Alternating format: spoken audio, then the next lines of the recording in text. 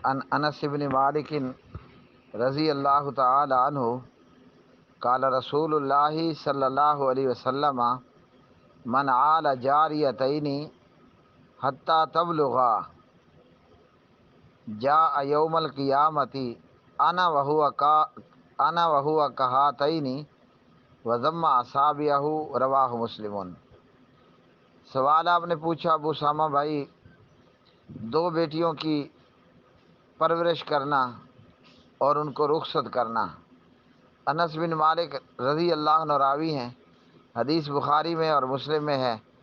نبی پاک صلی اللہ علیہ وسلم نے فرمایا، جس نے دو بیٹیوں کی پرورش کی یہاں تک کہ وہ بڑی ہو گئیں، بالغ ہو گئیں،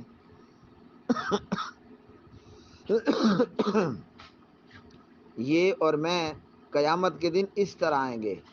آپ صلی اللہ علیہ وسلم نے اپنی دو انگلیوں کو ملا کر بتایا اور دکھلایا، یعنی ہم اس طرح اکٹھے ہوں گے۔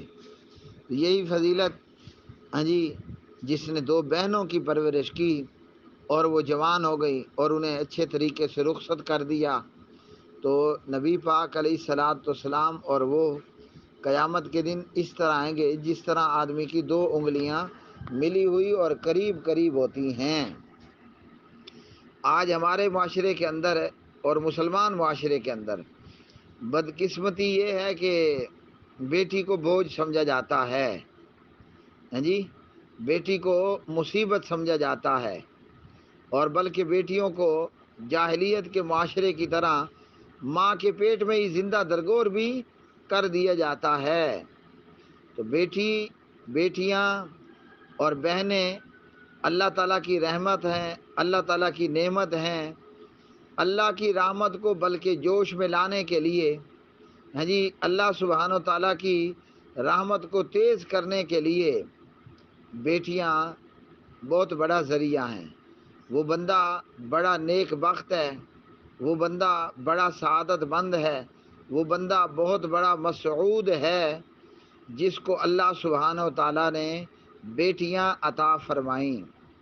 تو مسلمان گھر میں جب بیٹی پیدا ہو جائے، ہاں جی، اگر شریعت اجازت دیتی ہوتی تو اس کو تو چاہیے تھا کہ وہ ڈھول اور بانسریوں اور باجوں سے کام لیتا، لیکن بہرحال کرنا ہم نے یہ ہے کہ اللہ سبحانہ و تعالیٰ کی حمد ادا کرنی ہے، اللہ کا شکر ادا کرنا ہے، اور پروردگار کی طرف سے آئی اس رحمت اور نعمت پر سجدہ شکر ادا کرنا ہے کہ یا اللہ تو نے مجھے بیٹیوں جیسی عظیم دولت سے نواز دیا۔